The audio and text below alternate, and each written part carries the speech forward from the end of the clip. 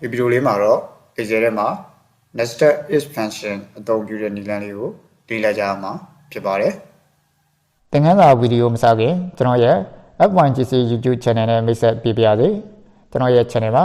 ကွန်ပျူတာဖုန်းနည်းပညာဆိုင်ရာသင်ခန်းစာတွေကိုဝင်ပြပေးနေတာဖြစ်တဲ့အတွက်မိတ်ဆွေတို့အလည်တကူဝင်ရောက်လေ့လာနိုင်ဖို့ဒီ Channel လေးကို Subscribe လုပ်ပြီးထားဖို့နဲ့ကျွန်တော်ဗီဒီယိုအသစ်တင်တိုင်းသိရှိနိုင်ဖို့အတွက် Notification ခေါင်းလောင်းလေးကိုနှိပ်ပေးထားကြပါအောင်ခင်ဗျာ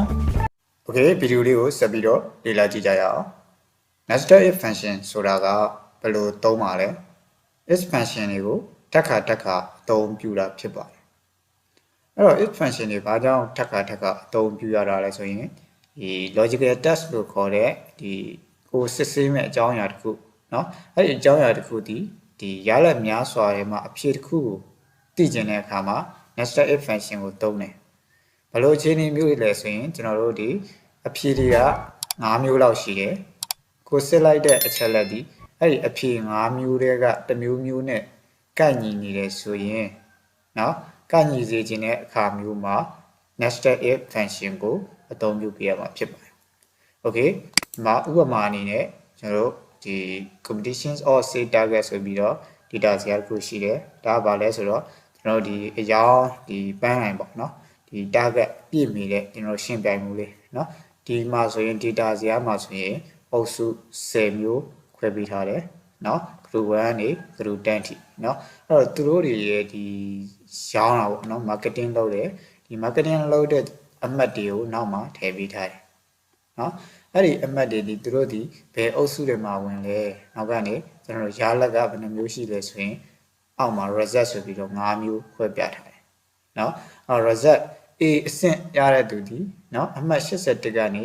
100ကြားမှာရတဲ့လူတွေဟာကျွန်တော်တို့ A အဆင့်ကိုဝင်တယ်61ကနေ80ကြားကိုရတဲ့သူတွေကတော့ B အဆင့်ကိုဝင်တယ်41ကနေ60ကြားကိုရတဲ့လူတွေက C အဆင့်ဝင်တယ်21ကနေ40ရတဲ့လူတွေက D အဆင့်ဝင်တယ်3ညာနဲ့ကျွန်တော်တို့20ကြားပေါ့ရမှတ်ကကျွန်တော်တို့20ရဲ့ထိ20ရဲ့အောက်ဆိုရင်တော့ကျွန်တော်တို့က E အဆင့်ကိုဟိုမှာဖြစ်ပါတယ်โอเคဟုတ်ပြီအဲ့ဒီတော့ကျွန်တော်တို့ကဒီသူတို့ရဲ့အဆင့်တွေကเนาะကျွန်တော်တို့အဖွဲ့တွေအများကြီးပဲဒါကတော့ဒါ10ဝယ်တဲ့နမူနာပြတယ်เนาะကျွန်တော်တို့အဖွဲ့တွေအများကြီးပဲအဖွဲ့50အဖွဲ့100ရှိတယ်ဆိုရင်ကျွန်တော်တို့အမှတ်ကိုကြည့်လိုက်တာနဲ့တော့အမှတ်ခွဲထားရင်တည်เนาะ A လား B လား C လား D လားသို့တော်လည်းဒီငါးပြားလာတဲ့ဒီအဖွဲ့တွေကိုကျွန်တော်တို့ A B C D လိုက်မရေးတော့ဘူး formula တစ်ခုချိန်ပြီးတော့ပဲကျွန်တော်တို့ကဒီ nested if function တွေထပ်ခါသုံးပြီးတော့ပဲကျွန်တော်တို့က A B C D E ကိုခါရဲဖော်ပြပေးတဲ့နည်းလမ်းကိုအသုံးပြုမှာဖြစ်ပါတယ် okay ဟုတ်ပြီအဲ့တော့ကျွန်တော်တို့ဒီ formula ရေးကြည့်မယ်အဲ့တော့ if function သုံးမှာဖြစ်တဲ့အတွက်ညာချင်းif ဆိုပြီးစားလိုက်မယ်ဖွင့်စားเนาะ if function ပထမဆုံးဒီကျွန်တော်တို့ logic ရတက်เนาะကျွန်တော်တို့စစ်ချင်တာဒီဘယ်နှမျိုးစစ်ရမှာလဲဆိုတော့ကျွန်တော်တို့ရလက်က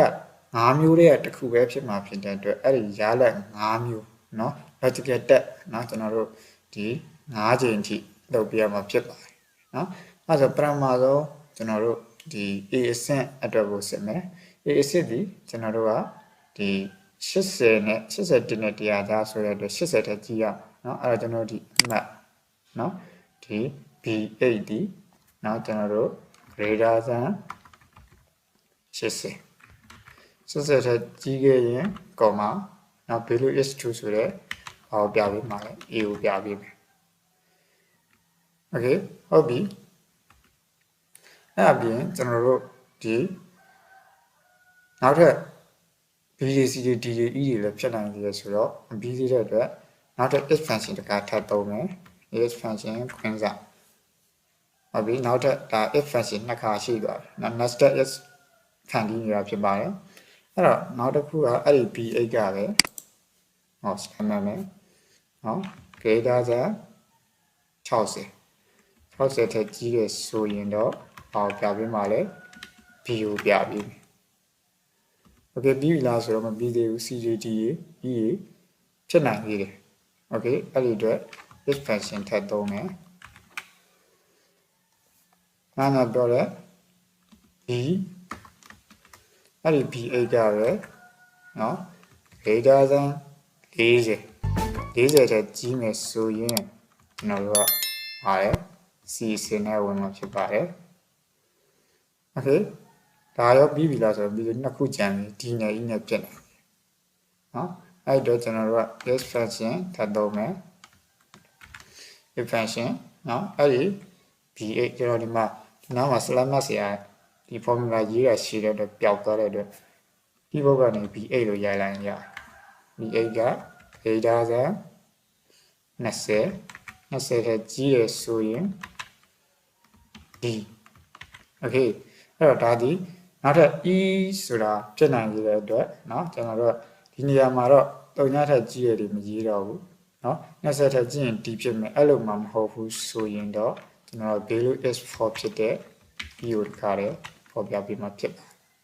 တယ် okay ဟုတ်ပြီအဲ့ဒါကျွန်တော်တို့နောက်က green နေပြတော့မယ်ရှေ့မှာ green ဖွင့်ထားတာဘယ်နှခုရှိလဲ1 2 3 4 4ခုရှိတာဖြစ်တဲ့အတွက်ကျွန်တော်တို့နောက်က green 4ကလိုက်ပိတ်ဖြစ်ပါတယ်အဲ့တော့ကျွန်တော်တို့ဖွင့်ထားတဲ့အရာအတိုင်းလေးတွေနောက်မှာလိုက်ပိတ်တာဖြစ်ပါတယ်ဒီမှာအနက်ရောက်ရှေ့ဆုံးကသူ့ရဲ့ပိတ်ဒီနောက်ဆုံးကရှေ့ဆုံးက if ရဲ့အပိတ်ဒီနောက်ဆုံးမှာအနက်ရောက်လေးနဲ့ပြတယ်ဒုတိယ if ရဲ့အပိတ်ဒီအနီးရောက်တတိယ if ရဲ့အပိတ်ဒီခြေရန်ရောက်store if ရဲ့ဖွင့်ပိတ်ဒီဆင်းရောက်ဖြစ်ပါတယ် okay ဒါဆိုရင်ကျွန်တော်တို့ underscore ကြည့်လိုက်ပါ okay ဒီမှာကျွန်တော်တို့ C ဆိုပြီးတော့ပေါ်ပြပေးတာဖြစ်ပါတယ် okay အဲ့တော့ကျွန်တော်တို့ကအခု C ဆိုပြီးပေါ်ပြပေးရကျွန်တော်တို့ရမှတ်ကကျွန်တော် mass ရဲ့အောက်ကအမှတ်အရေးအတွက်ကိုကြည့်လိုက်တော့လေ45အဲ့တော့သူက40အထက်ဖြစ်နေတယ်နော်40အထက်ဖြစ်နေတာဖြစ်တဲ့အတွက်41နဲ့60ကြားမှာပါဝင်နေတာဖြစ်တဲ့အတွက် result မှာ C ဆိုပြီးတော့ပေါ်ပြပေးတာဖြစ်ပါတယ် okay အဲ့တော့ကျွန်တော်ကဒီလို formula တစ်ကြောင်းချိန်ထားလိုက်ပြီဆိုရင်နောက်ခါတွေကိုကျွန်တော်တို့ကဒီ formula လေးကိုကျွန်တော်တို့အောက်ကိုဆွဲချလိုက်တာနဲ့မဖြစ်တော့မှာလဲကျွန်တော်တို့ auto formula တွေချိန်တော့မှာဖြစ်ပါတယ် okay အဲ့တော့ဒီနောက်ထပ်ဒုတိယတစ်ခုကိုတော့ကျွန်တော်ရေးပြလိုက်ပါဦးမယ်နားလဲအောင်လို့နော်ဟောဒီအဲ့တော့ညီမချင်း expansion နော်ကိုဒါဆို b9 ဖြစ်သွားပြီနော် b9 ကတို့2ကိုဆက်မှာဖြစ်တယ် b9 အဲ့ဒီ b9 ကသာကျွန်တော်တို့ greater than 80ထက်ကြီးမယ်ဆိုရင် a ကိုဖော်ပြပေးမယ် comma if ဆိုတာအကြီးကြီးရေးသေးရရတော့ function ကကျွန်တော်တို့ a ကသူက auto ဒီ correct လုပ်ပြီးသားဖြစ်ပါတယ်အဲ့ဒီ b9 နဲ့ရေးမယ်ဒါလည်းအကြီးရေးသေးရပါတယ်နောက်တော့60 comma b ဒီ a b c d တွေရေးတဲ့အခါသူတို့ဒီအင်္ဂလိပ် alphabet တွေဒီကျွန်တော်တို့ကဒီ numerous ကဏ္ဍနေမဟုတ်တဲ့အတွက် string အုပ်စုတွေပါဝင်တာဖြစ်တဲ့အတွက်ကျွန်တော်တို့ဒီ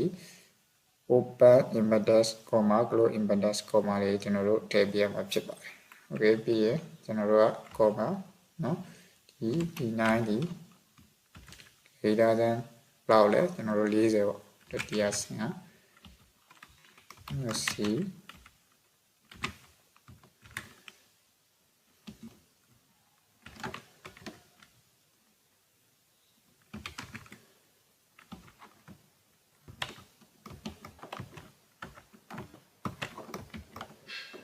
ဒီကြတော့ကျွန်တော်တို့နောက်ဆုံးဆက်ဆောင်လို့တော့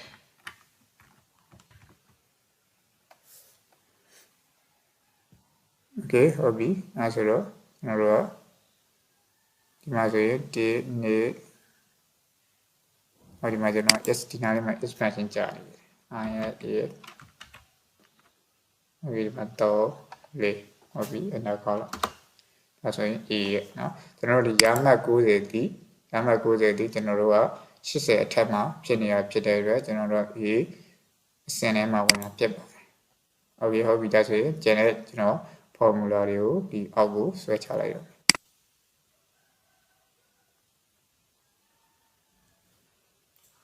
okay ဒါကကျွန်တော်တို့ကအုပ်စု10ခုလေးကိုရှင်းပြထားလို့ဖြစ်ပါတယ်တကယ်လို့တော့ဒီရှင်းပြရတဲ့အုပ်စုတွေကရာကြည့်နေတယ်เนาะကျွန်တော်တို့ကအများကြီးဆိုရင်တို့ဒီပဲအစင်းထဲမှာဝင်တယ်လဲဆိုတာကိုကျွန်တော်တို့တစ်ခွက်ချင်းလိုက်ရေးကြရမျိုး formula တစ်ချောင်းရေးပြီးတော့ channel ဟာတွေကိုကျွန်တော်တို့ auto formula လုပ်လိုက်တာနဲ့ကျွန်တော်တို့ကသူတို့ဒီ A ဆင့် B ဆင့် C ဆင့် D ဆင့် E ဆင့်ဘယ်ဆင့်ထဲမှာဝင်နေတယ်လဲเนาะသူတို့ရဲ့ဒီ target ဒီဘယ်လောက်ထိပဲရောက်တယ်ဆိုတော့ကျွန်တော်တို့ကပေါ်ပြပေးမှာဖြစ်ပါတယ်ဒါကတော့ nested if function အသုံးပြုနည်းဖြစ်ပါတယ် if function တွေကိုထပ်ခါအသုံးပြုတာဖြစ်ပါတယ်เนาะကျွန်တော်တို့ဒီမှာเนาะဒီကိုစစ်ချင်တဲ့ logical test ကတခုတည်းပဲဒီရမှတ်ကလေးเนาะဒီရမှတ်ဒီဘယ်အုပ်စုတွေမှာဝင်လာလဲဆိုတာကိုသိချင်တာဖြစ်တဲ့အတွက်เนาะကျွန်တော်တို့ရလက်တရား၅မျိုးတောင်ရှိတယ်အခုစစ်ပြလိုက်တယ်เนาะအဲ့ဒီတွေကဒီမှာတစ်ခုကိုပဲဖော်ပြခြင်းတဲ့အခါမှာ nested if function ကိုအသုံးပြုတာဖြစ်ပါတယ် okay ဒါဆိုရင်เนาะဒီ nested if function เนาะဘာကြောင့် if function တွေထပ်ခါသုံးရတယ်ဆိုတဲ့ရွေးချက်ကိုလည်းသိရှိသွားမယ်เนาะကျွန်တော်တို့ formula ရင်းနှီးကိုလည်းသိရှိသွားမှာဖြစ်ပါတယ် okay ကျွန်တော်ဒီဗီဒီယိုလေးကိုဒီလောက်နဲ့ပဲရနာချင်ပါတယ်မိတ်ဆွေတို့အနေနဲ့ကျွန်တော်ရဲ့ဗီဒီယိုလေးတွေကိုဒါလေ့လာရတာအဆင်ပြေတယ်ကြိုက်နေတဲ့ဆိုရင်